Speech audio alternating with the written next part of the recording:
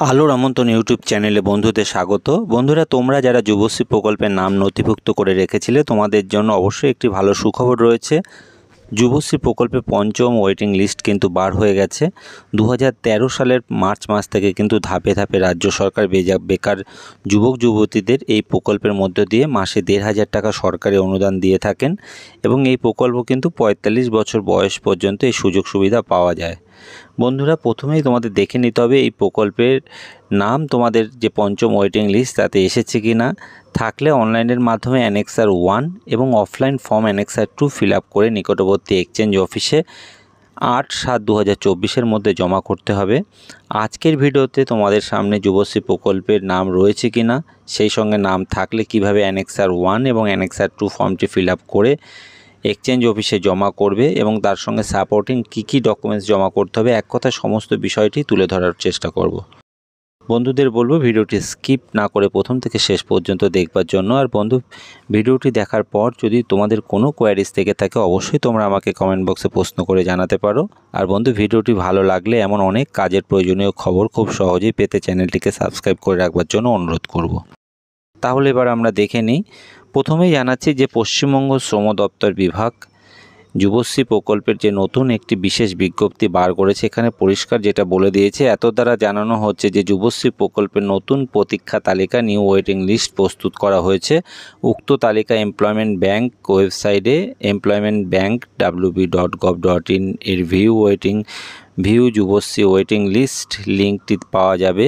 যে সমস্ত কর্মপ্রার্থীগণ এই তালিকার নাম অন্তর্ভুক্ত রয়েছেন তাদের আগামী 11/6/2024 থেকে 7/7/2024 তারিখের মধ্যে অনলাইনের মাধ্যমে কিন্তু অ্যানেক্সার 1 ফর্মটি ফিল আপ করতে হবে।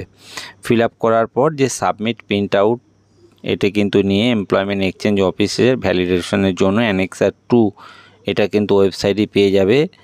এই দুটো সঙ্গে সাপোর্টিং ডকুমেন্টস নিয়ে 8/7/2024 তারিখের মধ্যে জমা করতে হবে। অ্যানেক্সার 2 ফর্মটি এমপ্লয়মেন্ট ব্যাংক ওয়েবসাইটে যুবশ্রী সাবমেনুতে পাওয়া যাবে। যুবশ্রী প্রকল্পের সমস্ত শর্ত পূরণ করলে তবেই কিন্তু আবেদনকারী এই প্রকল্পের সুবিধা পাওয়ার জন্য বিবেচিত হবে। বন্ধুরা, এখানে কিন্তু যেটা প্রথমে বলেছে যে তোমাদের কিন্তু ফার্স্ট যেটা অ্যানেক্সার 1 ফর্মটি অনলাইনের মাধ্যমে ফিল আপ করতে হবে। এমপ্লয়মেন্ট এক্সচেঞ্জের যে নতুন একটি নির্দেশিকার তালিকা এখানে পরিষ্কার যেটা নির্দেশ দিয়ে রেখেছেন, যুবশ্রী প্রকল্পের প্রথম প্রতীক্ষা তালিকার ওয়েটিং লিস্টের যেটি নির্দেশিকা ওয়েবসাইটে দেওয়া রয়েছে, যুবশ্রী প্রকল্পের প্রথম প্রতীক্ষা তালিকায় যাদের নাম অন্তর্ভুক্ত হয়েছে তারা অনলাইনে অ্যানেক্সার 1 জমা করতে পারবে নির্ধারিত সময়ের মধ্যে। অনলাইনে অ্যানেক্সার 1 জমা করার পর সেটির প্রিন্ট আউট নিয়ে সংশ্লিষ্ট এমপ্লয়মেন্ট এক্সচেঞ্জ অফিসে ভ্যালিডেশনের জন্য জমা করতে হবে। অ্যানেক্সার 1 এর প্রিন্ট আউটের সঙ্গে অ্যানেক্সার 2 যে একটি অফলাইন ফর্ম আছে এটাও কিন্তু জমা করতে হবে ভ্যালিডেশনের জন্য। অ্যানেক্সার 1 অ্যানেক্সার 2 এর সঙ্গে ব্যাংকের পাসবইয়ের ফার্স্ট পেজ এর সংশ্লিষ্ট কপি এক্সচেঞ্জে কিন্তু জমা করা বাধ্যতামূলক। যাদের ভ্যালিডেশন প্রক্রিয়ার সফলভাবে সম্পূর্ণ হবে তারাই কিন্তু যুবশ্রী প্রকল্পের ফাইনাল ওয়েটিং লিস্টের জন্য নাম অন্তর্ভুক্ত হবে। যুবশ্রী প্রকল্পে কার্যকারী শূন্যস্থান অনুসারে তারা এরপর যুবশ্রী ভাতা পাবে। এই ভাতা পেতে তাদের কিছুদিন প্রতীক্ষা হতে পারে। যদি কার্যকারী শূন্যস্থান না থাকে, কার্যকারী শূন্যস্থান হলে এই সমস্ত কর্মপ্রার্থীগণ অনলাইন সিস্টেমের মাধ্যমে যুবশ্রী ভাতা পেতে শুরু করবেন। তার জন্য আর নতুন করে কোনো ফর্ম ফিল আপ তাদের করতে হবে না। অ্যানেক্সার 1 ফর্ম ফিল আপ ও ভ্যালিডেশনের জন্য এমপ্লয়মেন্ট এক্সচেঞ্জ অফিসে প্রিন্ট আউট জমা করার পর তারিখ পেরিয়ে গেলে আর কেউ এই তালিকায় নাম বিবেচিত হবে না। অর্থাৎ এই যে নির্দিষ্ট সময়ের মধ্যেই কিন্তু নাম ফর্মটি কিন্তু তোমাদের ফিল আপ করতে হবে। প্রথমেই যেটি করতে হবে, এক্ষেত্রে প্রথমেই তোমাদের যেটি করতে হবে, গুগলে গিয়ে তোমরা টাইপ করবে EMPLOY employment BANK employment bank wb.gov.in এই ওয়েবসাইটে তোমরা ঢুকবে। ঢোকার পর দেখবে তোমাদের প্রথমেই যে নতুন যে waiting list 5th waiting list বার হয়েছে এই অপশানে তোমরা ক্লিক করবে। ক্লিক করার পর একটি PDF ডাউনলোড হবে। এই PDFের মধ্যে থেকে বেশ কয়েক হাজার বেকার যুবক যুবতীদের নাম কিন্তু এখানে চলে এসেছে। তোমাদের কিন্তু প্রথমেই খুঁজে নিতে হবে এই তালিকায় তোমাদের নামটি রয়েছে কিনা। এক্ষেত্রে আমি বলবো নাম সেম নাম একই অনেকেরই হয়ে থাকে, সেক্ষেত্রে কিন্তু তোমরা EB নাম্বারটি দিয়েই তোমরা চেক করবে। নামটি তোমরা যদি এই লিস্টে পেয়ে যাও, এরপর কিন্তু তোমাদের যেটি করতে হবে অ্যানেক্সার 1 ফর্মটি ফিল আপ করতে হবে। অ্যানেক্সার 1 ফর্মটি ফিল আপ করার জন্য প্রথমেই তোমাদের কি করতে হবে, অ্যানেক্সার 1 যে লিঙ্কটি রয়েছে এই অপশানে তোমরা ক্লিক করবে। ক্লিক করার পর তোমাদের যে ইবি নাম্বার রয়েছে সেই ইবি নাম্বার এবং তার সঙ্গে পাসওয়ার্ড এটি দিয়ে কিন্তু তোমাদের খুলতে হবে। যদি পাসওয়ার্ডটি তোমাদের না থাকে ফরগেট পাসওয়ার্ড অপশানে ক্লিক করে তোমাদের কিন্তু পাসওয়ার্ডটি বার করে নেবে। বার করে নেওয়ার পর ইবি নাম্বার এবং পাসওয়ার্ডটি বসিয়ে তোমরা ক্যাপচারটি বসানোর পর সাবমিট অপশানে যখন ক্লিক করছে তখন কিন্তু তোমাদের ফর্মটি এখানে ওপেন হবে। এখানে দেখবে প্রথমেই তোমাদের অ্যাপ্লিকেন্টের নাম চলে আসবে, অ্যাপ্লিকেন্টের name of the head of the family, বাবার নাম এখানে চলে আসবে। এরপর কিন্তু যেই প্রশ্নটা রয়েছে হোয়েদার আনএমপ্লয়েড টিল ডেট, আজকে ডেট পর্যন্ত কি তুমি আনএমপ্লয়েড বেকার রয়েছো, ইয়েস অর নো, এখানে কিন্তু অবশ্যই ইয়েস করবে। নো করলে কিন্তু তোমাদের নাম এখান থেকে প্রথমেই তোমরা বেরিয়ে যাবে। এরপর কিন্তু রয়েছে whether receive financial assistance in any government sponsor self employment scheme in past, এর আগে কখনো কোনো সুযোগ সুবিধা পেয়েছো কি না, এখানে অবশ্যই নো করবে। Whether any member of his or her family has applied for employment under this, yes or no, এখানেও কিন্তু নো করবে। এই সমস্ত অপশানগুলো এখানে কমপ্লিট করার পর এরপর কিন্তু নেম অফ দ্য ব্যাঙ্ক, তোমার যে কোন ব্যাংকে তোমার ব্যাংকের বই আছে এখানে কিন্তু সেখানে উল্লেখ করবে। এরপর কিন্তু তোমরা আইএফসি কোডটি বসাবে, ব্রাঞ্চ নেম বসাবে, অ্যাকাউন্ট নাম্বার বসাবে। এগুলো সমস্ত কিছু করার পর এই নিচে যে সাবমিট অপশানটি রয়েছে এই অপশানে ক্লিক করার পর কিন্তু তোমাদের একটি হয়ে গেলে যে সাকসেসফুল হয়ে গেছে এবং একটি প্রিন্ট আউট আসবে। এই প্রিন্ট আউটটি কিন্তু তোমরা, এটা অ্যানেক্সার 1-এর প্রিন্ট আউট, এটি তোমাদের কাছে রাখবে। এরপর কিন্তু ওয়েবসাইট থেকে তোমাদের ম্যানুয়ালি একটি ফর্ম যেটা অ্যানেক্সার 2 ফিল আপ করতে হবে।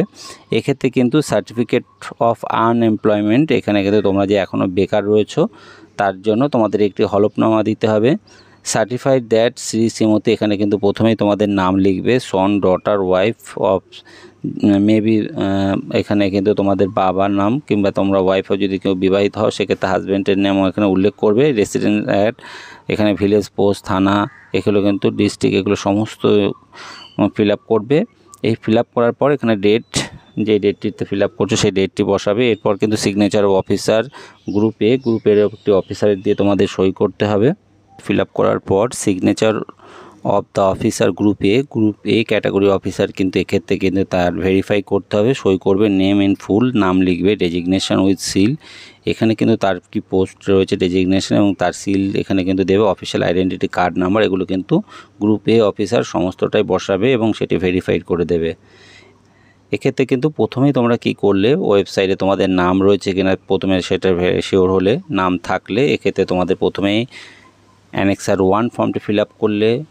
এরপর কিন্তু ম্যানুয়ালি যে ফর্মটি রয়েছে অ্যানেক্সার 2 সেটিও তোমরা ফিল আপ করলে। করার পর এর সঙ্গে ব্যাংকের পাসবই, মাধ্যমিকের অ্যাডমিট, মার্কশিট, মানে অর্থাৎ তোমরা ফর্ম ফিল আপের সময় যে ডকুমেন্টসগুলো ফিল আপ করেছিলে, এডুকেশন যা দেখিয়েছিলে তার কিন্তু সমস্ত ডকুমেন্টসের জেরক্স কপি তোমরা সঙ্গে নেবে। এবং ফর্ম ফিল আপের সময় যেই তোমাদের যে প্রিন্ট আউটটি বার হয়েছিল একদম প্রথমে সেই প্রিন্ট আউটটি সঙ্গে নেবে। যদি না থাকে তোমরা কিন্তু আইডি পাসওয়ার্ড দিয়ে আবার বার করে নিতে পারবে। সঙ্গে আধার কার্ড, ভোটার কার্ড দিয়ে যদি ফিল আপ করো ভোটার কার্ড, এই সমস্ত ডকুমেন্টস তোমরা নেবে, নিয়ে কিন্তু নিকটবর্তী এক্সচেঞ্জে জমা করবে।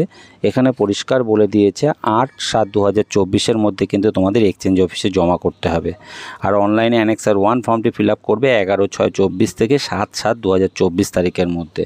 তো বন্ধুদের বলবো ফর্ম ফিল আপের ক্ষেত্রে সমস্ত লিঙ্কগুলি, অর্থাৎ অ্যানেক্সার 1 ফর্মটি যে লিঙ্কের মাধ্যমে ফিল আপ করবে, অ্যানেক্সার 2 যে অফলাইন ফর্মটি তোমরা কিভাবে পাবে, সমস্ত লিঙ্কগুলি কিন্তু আমি দিয়ে রাখবো, যেখান থেকে তোমরা সরাসরি ডাউনলোড করে নিতে পারবে।